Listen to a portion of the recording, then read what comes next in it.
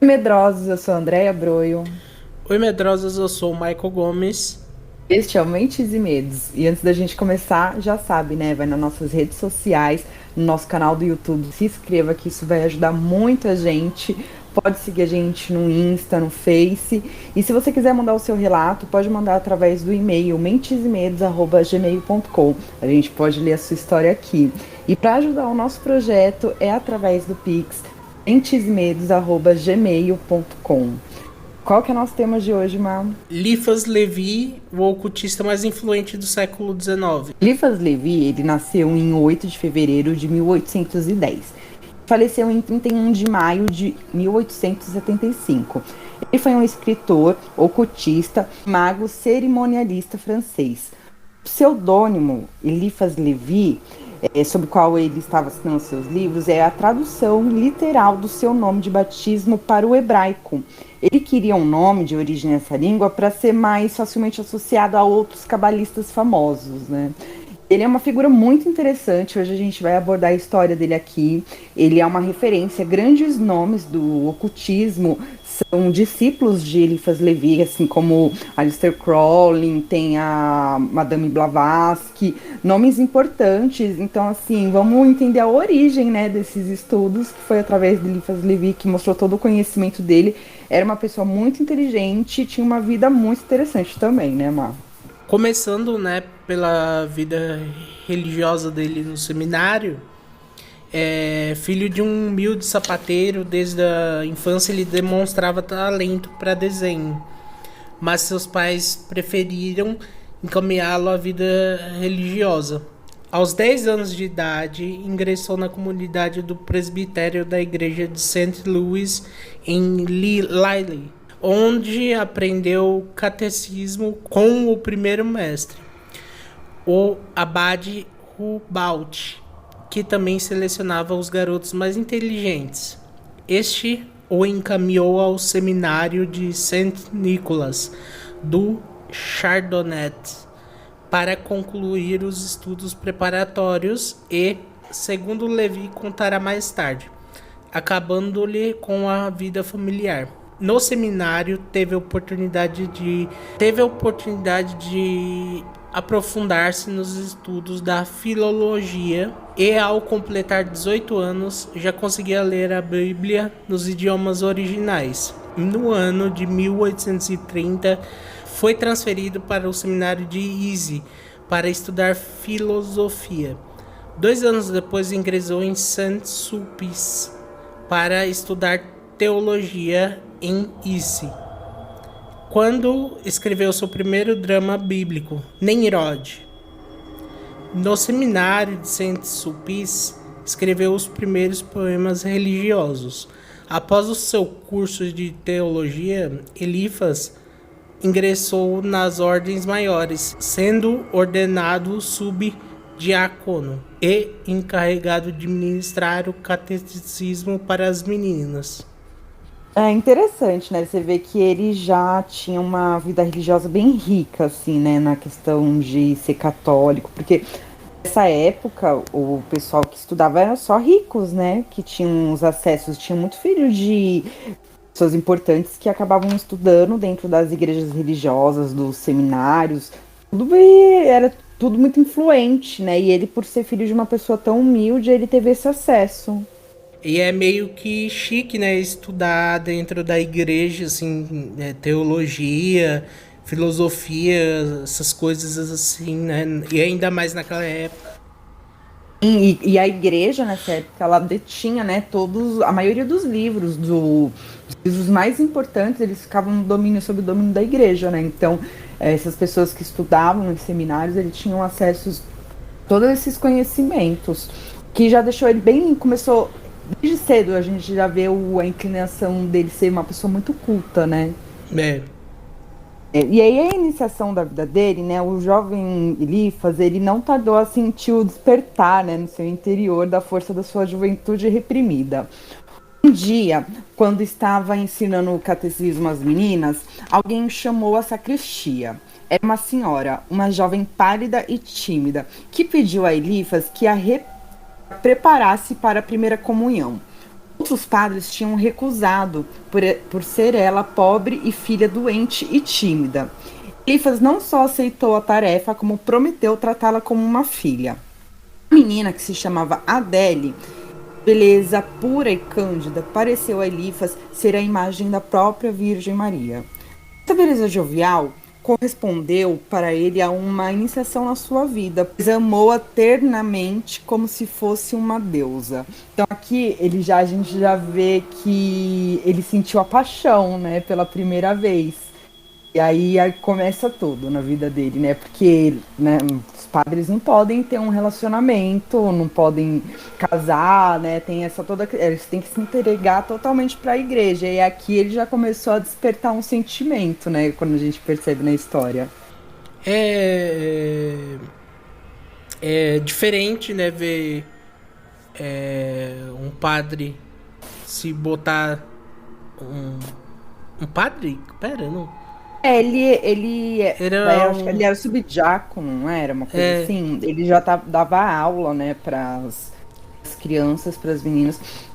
Ele tomou a frente, né? Nossa, eu acho mais absurdo os caras recusarem dar aula pra Adele. Tadinha, só porque ela era pobrezinha, tímida. Não vê isso, né? Você vê como tem gente ridícula. Tem gente ridícula, tem tudo quanto é lugar, né? Não é exclusivamente de uma profissão ou algum tipo de religião só. E teve o rompimento dele, né, com a Igreja Católica. Ele foi ordenado diácono em 19 de dezembro de 1835. Em maio de 1836, ele teria sido ordenado sacerdote se não tivesse confessado ao seu superior o amor que devotava a jovem. Suas convicções religiosas receberam um choque tão grande que Elifas sentiu-se jogado fora da carreira eclesiástica. Após 15 anos de estudo, Elifas deixou o grande seminário para ingressar no mundo. Tinha então 26 anos de idade. Sua mãe, ao saber disso, suicidou-se. Abalado. Nossa, que tenso. Muito peso, né, para uma pessoa. Sem experiência do mundo, teve muitas dificuldades para encontrar um emprego. Essa dificuldade aumentava ainda mais pelo boato que correu, segundo o qual teria sido expulso do seminário. Após ter percorrido o interior da França trabalhando em um circo, Elifas encontrou em Paris alguns trabalhos como pintor, jornalista. Fundou com seu amigo Henri Afonso Esquirros uma revista denominada As Belas Mulheres de Paris, na qual aplicava-se como desenhista e pintor e Esquirros como redator. Mas apesar desse pequeno parênteses em sua vida, Elifas não tinha perdido sua inclinação para a vida religiosa. Participou em 1839 para o convento de Solesmes, dirigido por um abade rebelde. Elifas encontrou uma biblioteca com mais de 20 mil livros, iniciando-se na leitura dos antigos padres da igreja, dos gnósticos e de alguns livros ocultistas, principalmente os da senhora Guion. Partiu de Solemes sem dinheiro, sem roupas, mas com uma profunda paz no coração. Não acreditava mais no inferno. A gente aqui vê realmente o rompimento dele com a igreja. E, nossa, água pro vinho, né? O cara saiu de ser um diácono a ter uma revista chamada As Belas Mulheres de Paris, né? Uma transformação radical. A mãe dele, nossa, eu tô passada. Eu totalmente... Ai, eu não sei nem como descrever, sabe? Eu fiquei com raiva, porque mulherzinha fraca. E eu, assim, é por causa de religião, sabe? Ela fica incomodada. Com certeza ela ficou incomodada com que as pessoas iam falar dele ter saído da igreja, né? É. É uma coisa também assim muito besta, né? Pelo menos ao meu ver. Fútil, nossa, mas pra ela provavelmente era o mundo dela, né? O que as pessoas iam pensar a respeito. E ele era uma pessoa boa, simplesmente ele só. E ele nem fez nada contra a moça, né? A Adele. Ele só falou que nutriu um amor por ela em algum momento.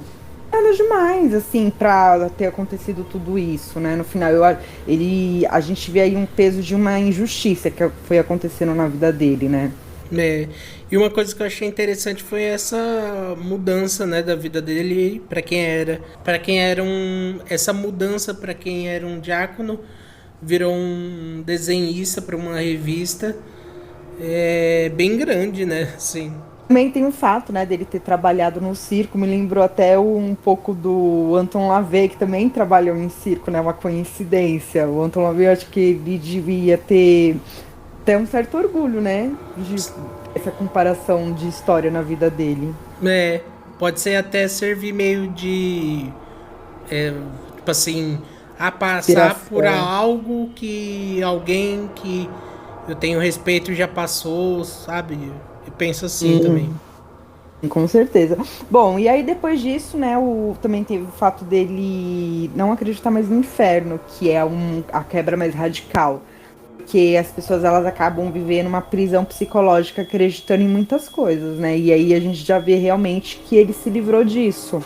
Tem coisas que na nossa vida fazem a gente se segurar, né? Se manter em tal caminho, como o da igreja, da religião, assim, no geral, a católica, no caso, né? Que a gente tá falando sobre céu e inferno. E você, tipo assim, sair dessa casinha que não existe inferno, deve ser libertador, né? Porque o maior medo, eu acho que de uma pessoa ter religião assim é ir pro inferno, né? É, com certeza. Ele se livrou da prisão mental, mas não se livrou da física, né? Eliphas Levi, ele passou então de emprego em emprego, sempre perseguido pelo clero que via nele como um apóstata. Apóstata ele significa quando um indivíduo ou um grupo de pessoas se afasta dos princípios do evangelho e se encontram em estado de apostásia. Estranho, né? Foi então que escreveu a sua Bíblia da Liberdade, desejando dividir com seus irmãos as alegrias de suas descobertas, em 1841. Essa publicação custou-lhe 8 meses de prisão e 30 francos de multa. Foi acusado de profanar o santuário da religião, de atentar contra as bases da sociedade e de propagar o ódio e a insubordinação. Mais ou menos nessa época que conheceu os escritos de Swedenborg. No da prisão, realizava pequenos trabalhos, principalmente de pintura em quadros e murais de igreja, né, por acaso, e colaborações jornalísticas. Apesar dos contratempos materiais, não deixou de aperfeiçoar os seus conhecimentos e enriquecer a sua erudição. Foi após Swedenborg que encontrou os grandes magos da Idade Média. O lançaram definitivamente no adeptado. Assim, em 1845, aos 35 anos de idade, escreveu sua primeira obra ocultista, intitulada O Livro das Lágrimas ou O Cristo Consolador. Bom, aí aqui a gente já vê ele sendo perseguido, que aí sim a igreja deve ter começado a se irritar com ele, né? E ele passa a fazer outras coisas, né? Começa a realmente entrar nessa linha mais mística, assim, que já vai num contraponto total da igreja, da religião católica, no caso. E se tinha alguém que tinha ódio dele, ainda vendo ele indo pra esse caminho, as pessoas vendo, sabendo, né, que ele era um membro da igreja, andando para esse lado errado em coisas ocultistas assim, não devia ser visto com bons olhos, né, para o pessoal da igreja, e essa perseguição é até que compreensível, né, assim, de uma maneira lógica, né? Sim. E essa parte também dele desenhar, fazer pinturas, eu acho muito legal. Não só com essas colaborações jornalísticas, mas eu acho que ele era um cara assim que fazia um pouco de tudo, né? Eu acho que ele devia ser muito inteligente mesmo. E assim, ele sempre vai ter uma forma de se reinventar ou fazer alguma coisa em cima do conhecimento dele. Né? E temos a vida amorosa dele também, né? Que em 1843 ele conheceu Eugene Chenevier. Eles se relacionaram e seguem eles se relacionaram e seguem um romance. Eugene aceita ser sua esposa diante de Deus. Confiante no futuro, ela já se entregara a ele e espera um filho. Esse filho, Xavier Henri Afonso Genevieve, que nasceu em 29 de setembro de 1846, viveu até 1916 e teve um filho, Pierre. Porém, Elifas se relacionou com a amiga de Eugênie, Marie Noémie Cadiotti. Seu pai descobre e ameaça denunciar Elifas às autoridades.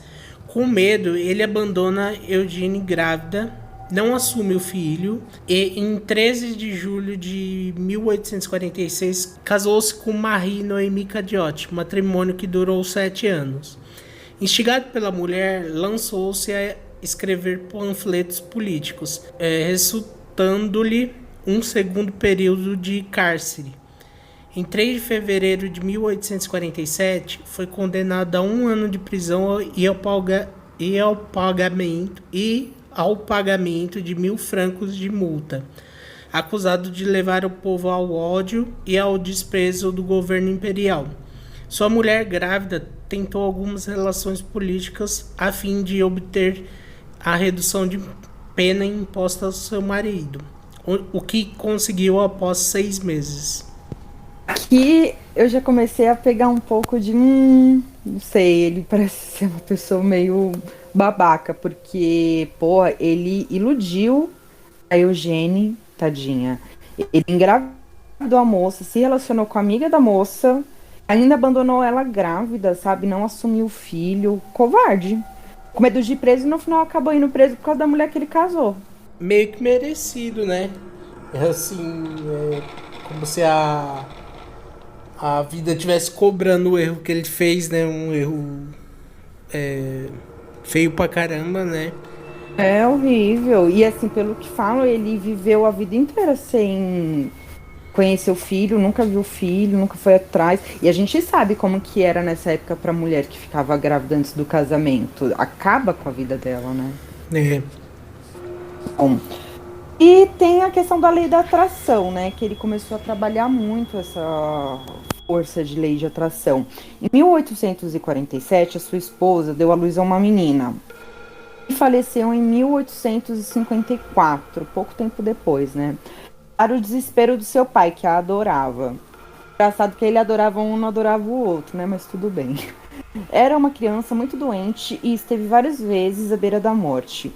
Um dia, diz o mestre, trouxeram-me essa pobre criança agonizante. A criança estava fria, o coração e o pulso não batiam mais. Transportei o pobre corpo para a cama e coloquei sobre o meu peito. Assoprei ao mesmo tempo a sua boca e as suas narinas. Senti que ela começava a se distorcer. Peguei em seguida um copo de água morna e brandei. Meu amigo, não vos conto um sonho. A criança abriu imediatamente os seus grandes olhos azuis, espantados, e sorriu. Levantei-me precipitadamente, como um grande grito de alegria, e conduzi-a aos braços de sua mãe, que não podia acreditar no que estava vendo. A vontade, a fé, o poder do verbo humano, juntos operam maravilhas. A natureza que os profanos dominam, milagre. Bom, ele fez uma expressão boca a boca, basicamente, aqui, né? Uma coisa assim que é... Eu acho que eu acredito, né? Que a vontade, a fé, o poder e o verbo, né? Que nem em outros programas a gente já disse... Eu já comentei isso sobre que o mundo é feito de palavras, né? Eu acho que juntando tudo isso acaba podendo fazer algo dar certo, ser positivo, ter um melhoramento num quadro médico que nem teve na da criança. E assim, no caso, ele, o que eu, né, na pesquisa que eu vi, ele falando dessa questão da filha dele, que ele amava muito, e ele ficava meditando muito sempre na melhora, e isso parece que prolongou um pouco, porque ela realmente tinha uma saúde bem fragilizada. E, bom, ele fez esse sistema de meditação e, né, tentar atrair a positividade, a energia positiva para a filha, até deu, né? Depois ela faleceu. Mas ele acredita muito nisso, nesse momento que ele acredita que ela ressuscitou, que ela voltou. É uma... Acho que foi uma gajuda para ele, né? Nessa parte de acreditar, ter fé, né? Em coisas boas que podem acabar acontecendo. É. E a jornada ocultista dele, em 1848, Eliphas Levi fundou um clube político denominado Clube da Montanha, com fins eleitorais, no qual era presidente. Noemi Constante era a secretária e Esquirros um dos vice-presidentes. Em 1851, Esquirros partiu para o exílio na Inglaterra, onde escreveu uma série de obras, sendo uma delas de cunho ocultista. Apesar de seu título, O Evangelho do Povo, foi a partir desse episódio que Eliphas abandonou integralmente sua obra social para dedicar-se exclusivamente ao ocultismo. Na Bíblia da Liberdade, explica-nos Eliphas: saudamos o gênio da revolução, do progresso e do futuro. Na festa de Deus, Assunção da mulher e emancipação da mulher, procuramos explicar nossa religião materna. Agora, nossa obra social está concluída. Não pedimos por ela indulgência nem servidade. Escrevemos o que ditou nossa inteligência e nosso coração.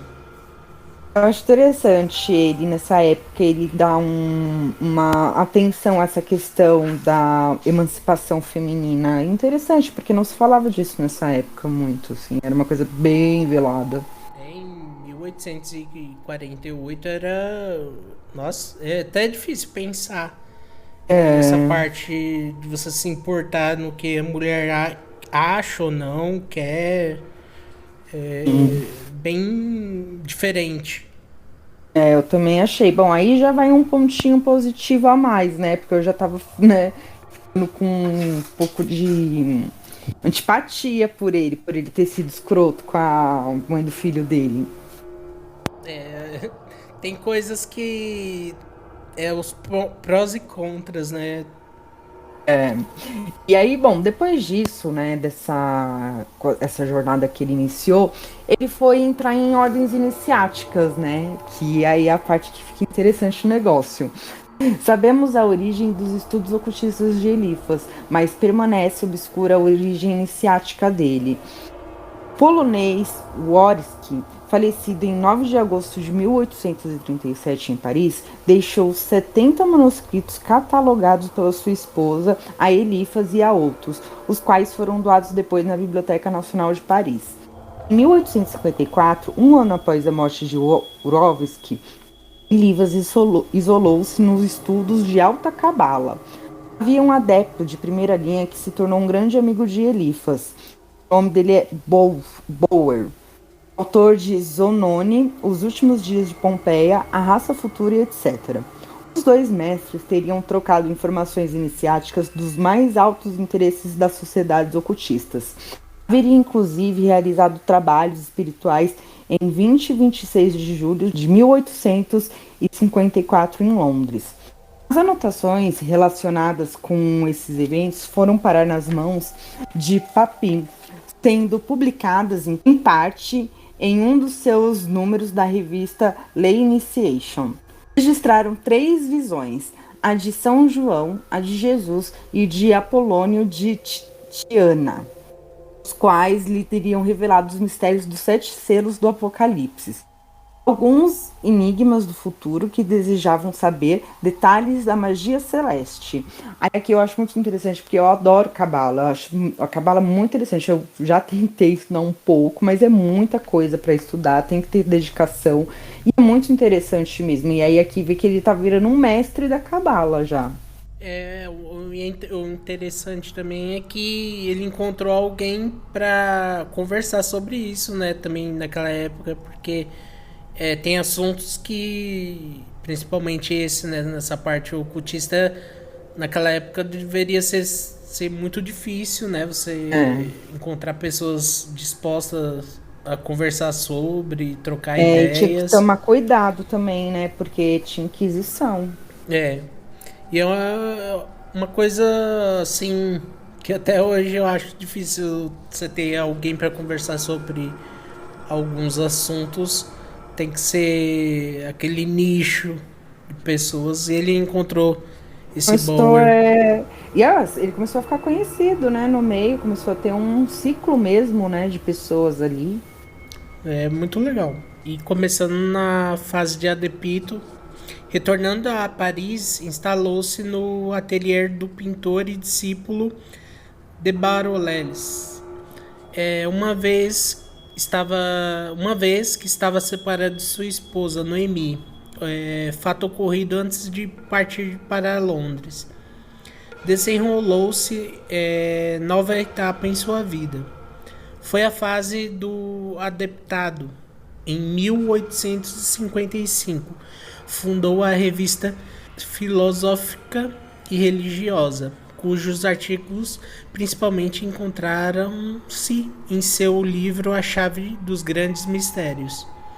Nesse mesmo ano, publicou seu Dogma e Ritual Alta Magia e o poema Calígula, identificando no personagem o imperador Napoleão III.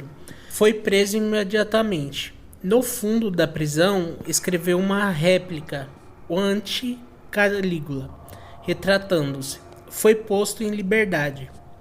Em 1859 veio à luz sua História da Magia, formando com a Chave e o Dogma a trilogia ocultista tida como Bíblia por seus discípulos. Aqui a gente já vê ele criando grandes livros que são lidos até hoje, estudados até hoje.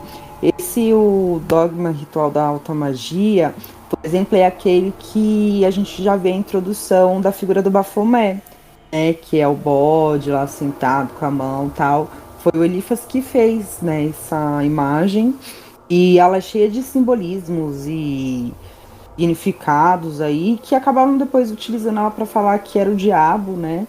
Mas é místico, é interessante, é misterioso. Eu acho que essa figura que ele criou, né, nessa imagem do livro, acabou sendo uma figura de extremo poder, sabe? E tem essa coisa da atração, de as pessoas criarem aquela egrégora em volta, o pensamento. Eu acho que é uma das imagens mais fortes que tem. Em vários filmes aparece filmes mais antigos, assim. É sempre essa imagem que eles usam como ser demoníaco, né? Que ele criou. E essa parte dele sempre tá criando problema para ser preso, virou rotina na vida dele, né? Nossa, pois é, né? Uma série que aparece bastante essa imagem também é o Sabrina, né? Lá um Sombrio de Sabrina, lá na escola dela tem uma estátua enorme do Baphomet lá, no meio da escola, bem interessante. E para entender um pouco como é que foi criado e o significado, eu tirei aqui um pedaço da informação, né, do Eliphas descrevendo, né, essa imagem do Baphomet. A representação mais conhecida do Baphomet foi criada por Eliphas Levi. Eliphas lista as mais frequentes representações do Baphomet na classificação e explicação das gravuras do seu livro Dogma Ritual da Alta Magia. Classifica a imagem de Baphomet como uma figura panteística e de mágica do absoluto. Bom, aí a gente tem o facho, que representa a inteligência e equilibra o ternário. É a cabeça de bode, reunindo com características de cão, touro, burro, representa a responsabilidade apenas da matéria e a inspiração corporal dos pecados. As mãos humanas mostram a santidade do trabalho e fazem o sinal da iniciação esotérica, e indica o antigo aforismo de Hermes Trismegisto, e em posição muito semelhante à representada de Shiva na Índia também, né? O que está em cima é igual ao que está embaixo, isso que significa, é o sinal das mãos. O sinal com as mãos também vem a recomendar aos iniciados das artes ocultas os mistérios. Aí a gente tem também, pode também ser interpretado em seu aspecto metafísico, onde pode representar o espírito divino que ligou o céu e a terra, tema recorrente na literatura esotérica. Os crescentes lunares, que são aquelas luas que uma fica em cima, uma fica embaixo, representam a figura que indicam as relações entre o bem e o mal, da misericórdia e da justiça. Possuindo seios, pode representar o papel de trazer à humanidade os sinais da maternidade e do trabalho, aos quais são signos redentores. O pênis é metaforicamente representado por um caduceu, que é aquele... tipo como se fosse uma espada com uma cobra em volta, assim, sabe? No budismo tântrico, este é o símbolo da ancestral e da energia da deusa Kundalini. Em forma de serpente, ela está enrolada e oculta na base da coluna de todo ser humano. Ao atingir a plenitude dessa força, o ser alcança o êxtase e a iluminação, o nirvana, no caso. Este tipo de simbologia aparece com frequência na alquimia, o feito do rei e da rainha simboliza, com a qual o ocultismo tem relação também. À frente e embaixo do facho encontra-se o signo de microcosmos, a representar simbologicamente a inteligência humana. Colocando abaixo do facho, o símbolo faz a chama dele uma imagem de revelação divina. A forma deve estar sentado, ou em cubo, ou tendo como estrado uma bola apenas, ou uma bola e um escabelo triângulo. A figura pode ser colorida, em ventre verde, semicírculo azul e as penas diversas cores. Bom, é uma figura, uma imagem bem rica mesmo, só vendo, é muito detalhe. E é isso, ela é utilizada em algumas religiões também, né? A gente vê, tem alguns terreiros, acho que de Quimbanda também eles utilizam. Assim, em diversas ordens falam que tem, inclusive na maçonaria falam, né? Eu já ouvi falar, não sei se é verdade, porque é todo um mistério lá dentro, mas que quando você chega no grau, no último grau, que eu acho que é o 33, você tem que chegar em frente a uma dessas estátuas, sabe? Fazer algumas... não sei lá o que eles falam pra você falar, mas tem que falar algumas coisas, aí você tem que pisar numa cruz. Já ouvi falar, né? Mas pode ser boato, a gente sabe como essas coisas funcionam. É muito interessante a descrição, assim, quando você vai ver de todos as categorias, né? As pequenas coisas que tem na imagem. Uns anos atrás, quando eu fui pesquisar sobre o Baphomet, aí eu entendi as várias referências que tem, né, na imagem.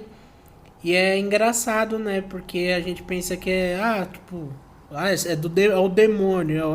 Eu pensava também, quando eu era nova, eu associava, associam muito o Baphomet à imagem daquele outro demônio que é um, tipo, o braço direito do Lúcifer, qual que é o nome dele? O Beelzebub.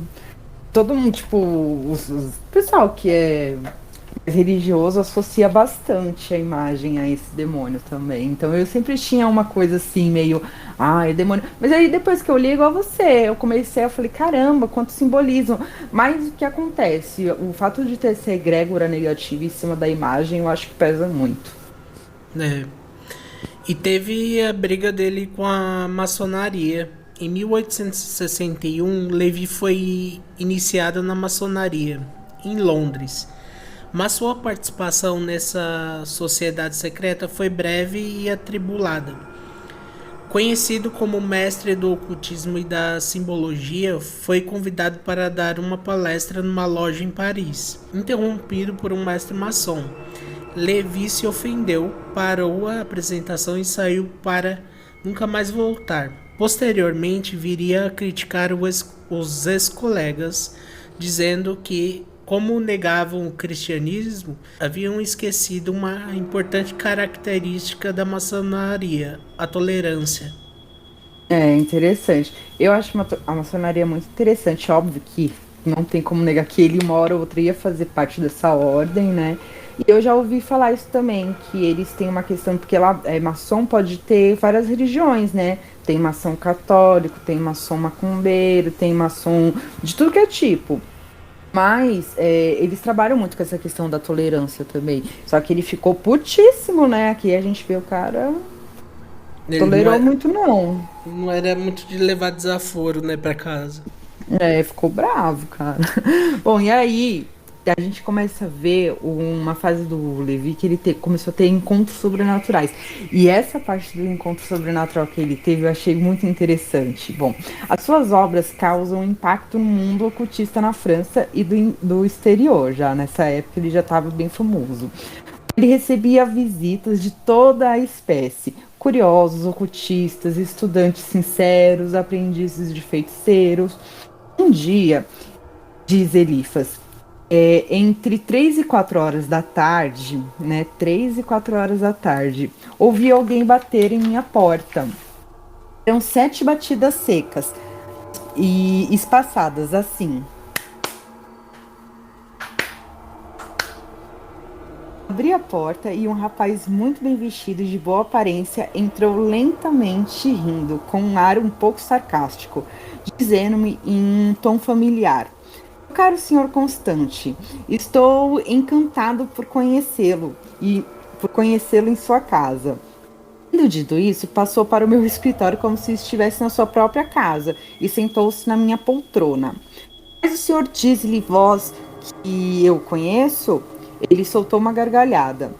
Sei perfeitamente disso. É a primeira vez que me vestes. Pelo menos sob esta forma. Mas eu vos conheço muito bem. Conheço toda a vossa vida passada, presente e futura.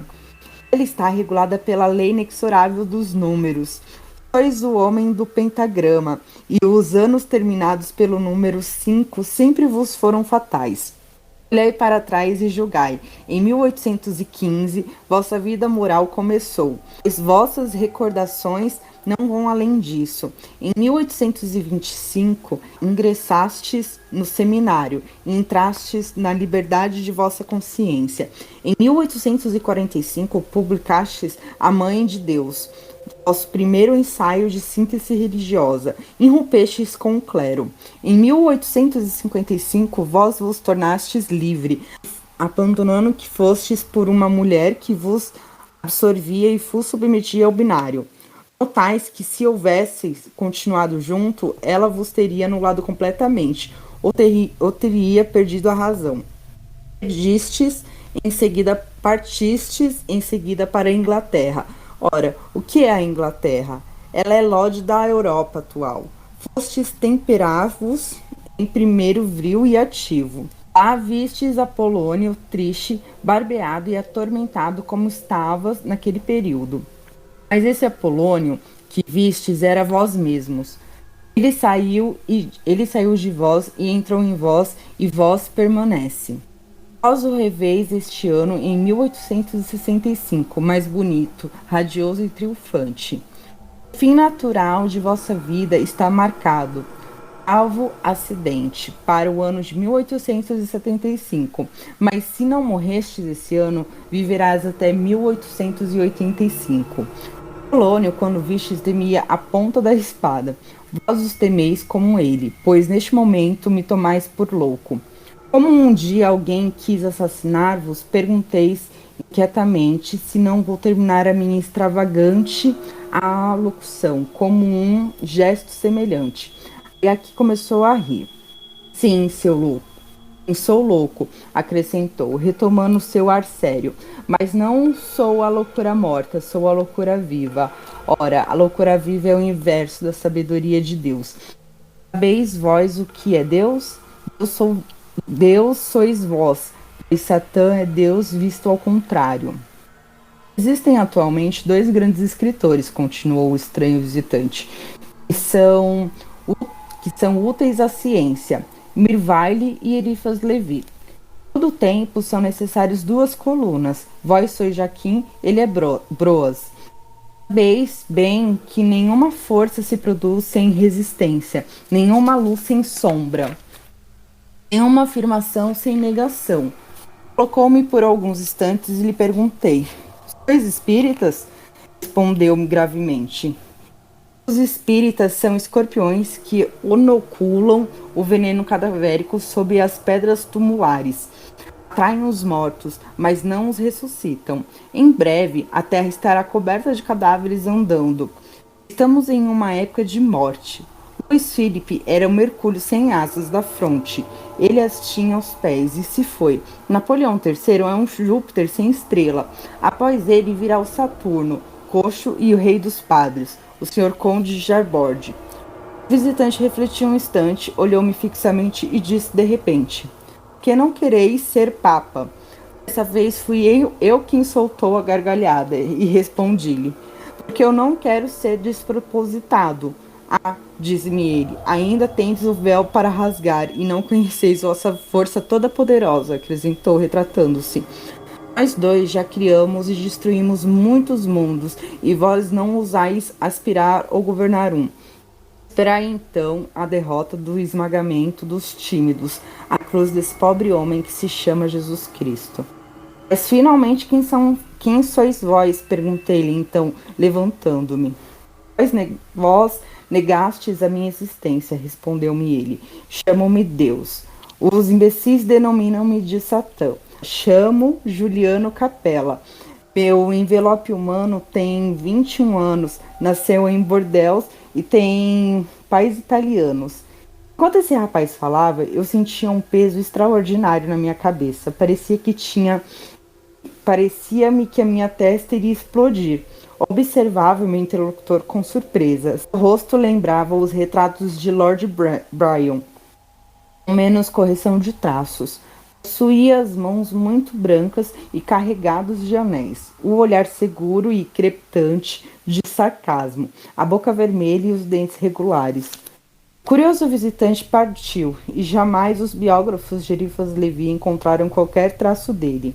O ano de 1865, como ele tinha predito, foi triunfal para Eliphas, pois a publicação da sua Ciência dos Espíritos trouxe-lhe enorme reputação entre os ocultistas do seu tempo. Eu acho muito curioso, que parece que ele teve um encontro com o diabo. É engraçado que o diabo, se esse encontro foi verdadeiro, é meio bem parecido assim com o que eu acho, né? Que seria que é meio sarcástico, tira sarro. Tipo assim, ele sabe de tudo, né? Porque ele é velho, ele tem conhecimento, né? De tudo, inteligência.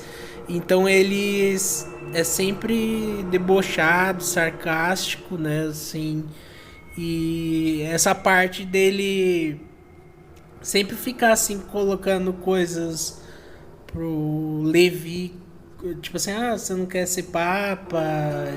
Essas coisas da religião também são muito interessantes. É aquela coisa também, eu acho muito interessante o fato do diabo ter aparecido para ele, porque aquilo que a gente já conversou até no episódio do Pactos, a pessoa tem que ser interessante. O diabo queria fazer algum pacto, alguma coisa. Aqui no caso parece que não sei se teve pacto, só se teve, o Eliphas não registrou nada, né? Mas e falar com o Eliphas, ele já chegou no Eliphas sabendo que o Eliphas ia ser uma pessoa importante para ele, porque assim, querendo ou não, utilizam muito os estudos de Eliphas, sabe? Em várias outras questões mágicas, assim. E para ele foi útil, talvez, sabe? É utilizado no satanismo, por exemplo. Na telema é utilizada a imagem. Eu não sei se na oriental também é. São várias ordens iniciáticas que utilizam, acho que até na Rosa Cruz é utilizado os ensinamentos do Eliphas Levi, a maçonaria. Então, assim, interessante essa visita, não? Acho que foi uma visita já estratégica mesmo, porque estava predestinado ali praticamente. E ele até deu uma estimativa de quando ele seria explodir assim de vez, né, que seria em 65, em 1865, né? É, É uma foi esse encontro assim, esse registro que você narrou foi muito interessante assim, acho que poucas coisas me pegam a atenção assim como esse texto que ele deixou documentado sobre esse encontro que supostamente é, ele teve com um demônio que é interessante que ele fala que eu sou Deus ao contrário, ele não fala que eu sou Satanás, eu sou Lúcifer. Até é. que no final que ele fala, né, eu sou Satã. E você vê, a data realmente tem essa coisa do 5 na vida dele, né? Tipo, a É, vida dele é regida pelo número 5. E as palmas do começo, 7. Por que 7 palmas? O 7? O 7 para mim seria um número cabalístico, mas é uma coisa positiva. Não sei porque ele bateu 7 vezes. Deve ter um significado, né? Também oculto aí que a gente não sabe. o 7 eu acho um número legal. Eu Eu também. acho, E não o sei fato dele porquê. chegar 3 horas da tarde, você sabe, né? A coisa de 3 horas da manhã, 3 horas da tarde. 3 horas da tarde é o horário que Jesus morreu, né? Sim, depois do sofrimento todo lá. É bem interessante essa parte também. E o número 5 continuando, né? Na morte dele, no dia 31 de maio de 1875, faleceu Eliphas Levi. Aqueles que o acompanharam até o último momento testemunharam uma grande coragem e resignação. No momento estava bastante calmo, sua vida tinha sido plena de realizações espirituais. Havia cumprido a missão de iniciado e iniciador. Acima do seu leito estava fixado um crucifixo que olhava seguidamente nos últimos momentos. Disse antes de morrer: ele prometeu o Consolador, o Espírito. Agora espero o Espírito Santo. E faleceu logo em seguida, dedicando praticamente todo o seu tempo à pesquisa da verdade e, e ao apostolado perante seus discípulos. Eliphas Levi levou uma vida bastante humilde. Os bens materiais que possuía não passam de muitos livros e algumas obras de arte, como prova seu testamento, regido em uma quarta-feira, no dia 26 de maio de 1875, 5 dias antes de sua morte. O filho de Eliphas Levi só viu o pai no dia de sua morte, acompanhou-o até a sua última morada. Nosso filho ainda foi ver ele, né? Tipo, eu deixaria morrer ali, sozinho. Mas tudo bem. Mas, bom, foi um grande nome, né? Foi uma pessoa aí com uma vida bem curiosa. Eu acho que o fato dele ter enfrentado o clero, porque assim, realmente ele foi injustiçado nessa questão. Ele só falou que ele havia nutrido sentimentos por uma moça e ele já foi extremamente julgado. Talvez tenha a ver com inveja, né? Pode ser. Só que isso tudo levou ele a um caminho totalmente diferente. O fato da mãe dele ter se matado também, eu acho que deve ter gerado uma revolta dentro dele também, né? Então, o caminho dele tudo levou a isso. E ele acabou virando um grande nome. Ele é estudado até hoje. Os livros dele são editados até hoje. E assim, você vê a importância, o peso que esse homem tem na história, né? Na história mística, na história oculta. É um personagem real, né? Sim, muito conhecido, né? Muito pouco conhecido. É. assim, pra Popularmente, para o todo homem mundo sabe. médio. Mas é um personagem muito, assim, rico em história. Foi uma vida difícil, né, pra ele, que... Uma pessoa que ele veio de baixo, né? É, Pobre, ele conseguiu atingir um bom nível, assim, de vida. a gente, que nem a gente tem nossas vidas, a gente passa pelos trancos e barrancos aí, mas só a gente sabe o que a gente passa aí, a gente vendo a história dele, aí tem essas tragédias da vida dele, sendo jogado para fora da igreja, a mãe se suicidando e várias outras coisas, né, que mexe com a pessoa, mas mesmo assim ele conseguiu, no nicho ali dele, criar coisas, escrever livros que são estudados aí até hoje, né? E foi um cara assim importante para a história, né? Que se a gente for conversar com qualquer pessoa, as pessoas não conhecem, né, a história dele, mas é uma história muito interessante que eu acho que precisava mais pessoas conhecer, né? Acho que o pessoal conhece até mais o Crowley do que o próprio Eliphas, né? Bem Sim, curioso, isso é interessante. É isso aí, Má. Mais alguma coisa aí pra acrescentar pra gente? Ó, a gente não tem nem filme pra falar dele, né? é. o- É um personagem tão pouco, muito pouco conhecido, né? Assim, é complicado. Nem tenho algum filme para recomendar, mas eu só quero agradecer a quem ouviu até agora. E muito obrigado e até a próxima. Fica de recomendação pra vocês lerem o livro dele, né, gente? Tem na internet aí, é muito fácil de encontrar. É isso, até a próxima.